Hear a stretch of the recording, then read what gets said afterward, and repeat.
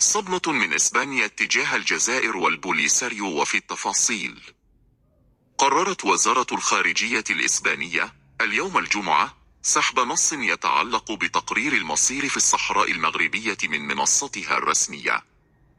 وبالمقابل، حافظت الوزارة على النص الكامل لرسالة رئيس الحكومة بيدرو سانشيز الموجهة إلى الملك محمد السادس، والتي تدعم فيها مقترح الحكم الذاتي المغربي في الصحراء.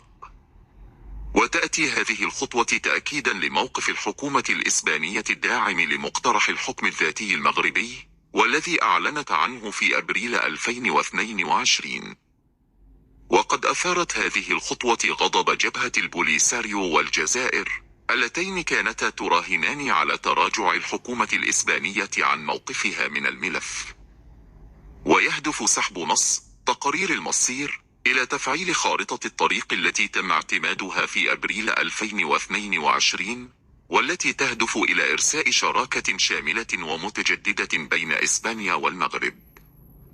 وشدد وزير الشؤون الخارجية الإسباني على أن المغرب يظل أولى أولويات إسبانيا في مجال السياسة الخارجية، وتدرج إسبانيا والمغرب تعاونهما في إطار معاهدة الصداقة وحسن الجوار والتعاون والحوار السياسي المعزز، والتي تستند إلى مبادئ الشفافية والحوار الدائم والاحترام المتبادل وتنفيذ الالتزامات والاتفاقيات الموقعة من قبل الجانبين.